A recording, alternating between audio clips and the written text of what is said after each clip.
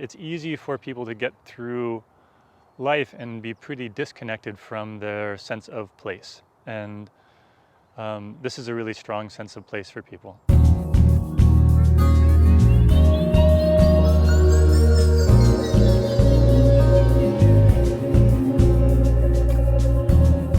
So my name is Kakamyo Lochardet, and I'm the abbot at Dharma Rain Zen Center. My name is Shinyu. I'm a monk at Dharma Rain Zen Center. So the site that we're on right now used to be a gravel quarry, and then it was turned into a landfill, and then it was derelict for some 30 years until we bought the back half of it. Our intention was to restore it to a healthy state, to a state of native habitat. It was in really poor condition. It was full of invasives. It was completely kind of blocked off from the neighborhood. And what we've done is we've added all these paths through it. We've invited the neighborhood onto the site. We've done a lot of restoration. I think this is our 5th year of a vegetable garden. We grow a lot of our own produce, but also we realized that we could grow a lot more food than we actually needed. So we started planting as much as we could, and we've been taking it to Mainspring Food Pantry, bringing food donations over once a week. There's much more diversity of plant life here than there used to be. It used to be just kind of a who's who of urban invasives, and now there's really a rich kind of tapestry of native flora. A lot of what we do is soil management. So right now we're busy sowing cover crop for the winter, and the cover crop will break up the soil, add organic matter, add nutrients to it so that when we go to plant in the spring, it'll be healthier than it was this year. I think the biggest kind of change that we've seen has been how the broader community has interacted with the site and with us. When we bought this property, the neighbors were not quite sure about us. In the beginning, there was a kind of like, what are you talking about? That doesn't make any sense.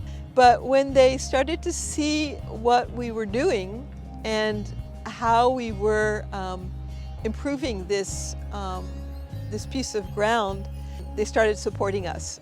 We have roughly 200 people a day that are just kind of coming through the site, neighborhood folks who are going for a jog, walking their dog, taking the kids to see the chickens, whatever it may be. So it is a place for the whole neighborhood, and it's open to them. So from a Buddhist perspective, our relationship to the land is the same. I mean, like we're, the boundary that we like to draw between like myself and that doesn't really hold as, we experience deeper states in meditation. And so we try to take some of those insights and apply them throughout life. And how we steward the land is part of that. In working with the vegetable garden, I've learned a lot that I bring into my own life.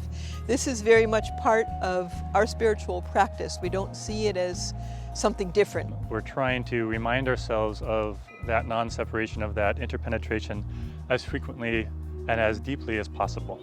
And showing a sense of caring for the trees, the rocks, the paths, the grass, it's all part of the same thing. I have learned so much from this soil and these worms and these plants about patience and working with things as they are, and accepting that not everything is going to go the way that I want it to be, and there are always going to be surprises. There's something that is so kind of deeply beautiful and really like nourishing about being exposed to nature and wildness and kind of the mystery of life as it changes over the course of the day, over the course of a year, getting to see those changes. And a lot of the people that we see on site coming through here, like we see them day after day after day, and so they're building that relationship with their home, like this part of the town. And it's that's really important.